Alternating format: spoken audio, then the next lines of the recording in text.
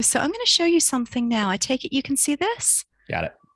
Yeah, so this is something that Malcolm sent me that he invited me to include in my book. People have been really generous with sharing what kind of templates and tools they're using to get their points across more easily. And so this is an interactive Power BI report and extract from it. It's the detailed findings and actions. And as he said, on the left, it's got the audit information you'd expect to see.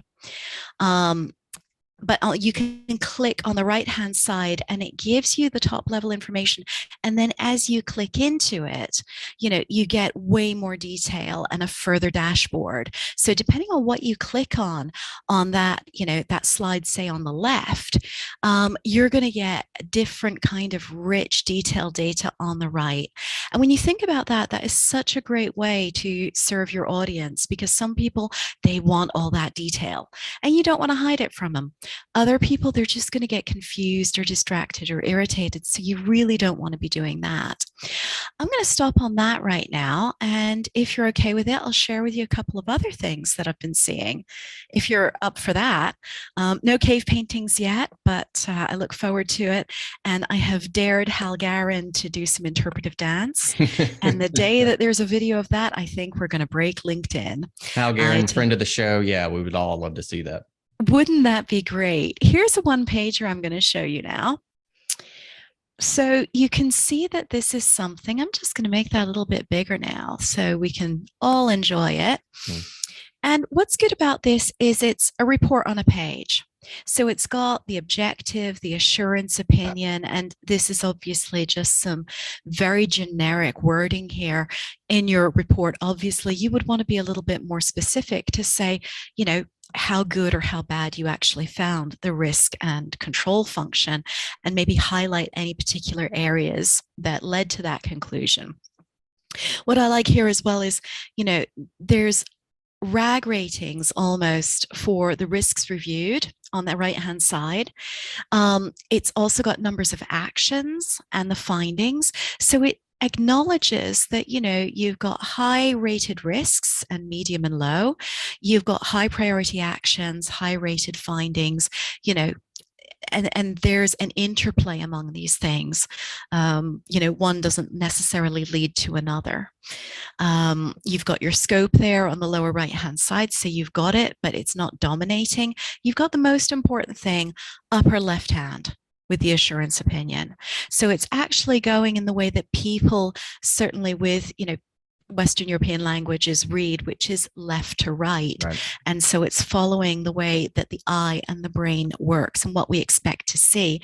There's also stuff down here. You see next steps, additional information. So allowing for a little bit more context or flagging something particularly important. But with this, you've got what everyone needs on a page.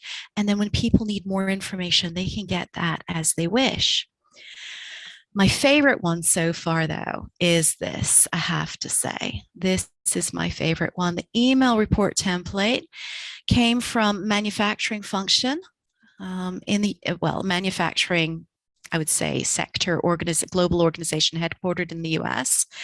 And the co-chairs or the co-directors of audit were thinking creatively about, they'd had two separate teams. How are they going to merge them and also merge the methodology and the suite of reporting documents? And I advised them about this, and I gave them a particular tip, which I think we might touch on later on, about how to find out what do readers want. Whether that's the board or audit committee or regulators or operational managers, the people who are reading your reports, how can you make sure they get what they need out of it? And what these two people came up with was email. So in the actual subject heading, you've got exactly what the report's about and the date. And then when you go into the body of the email, you've got your rating, executive summary, and the high impact observations. The great thing about this is, again, it's just on a page. People can scroll down on their handheld device because people are busy and they're traveling now. They're in different time zones.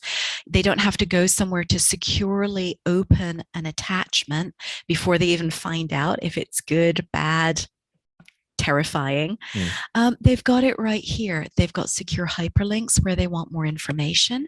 And then when we scroll down, you've got your background and your scope at the very end, rather than cluttering up the executive summary. So these are great examples of things that keep it short and sweet and to the point. They put the most important information up front, and it's reader friendly. People don't have to page through, multiple pages hunting for what they need. At the same time, Audit isn't hiding anything. We're being transparent. We're saying, look, we're not dumping everything on you, but if you want all the detail, click on this in Power BI or click on this hyperlink.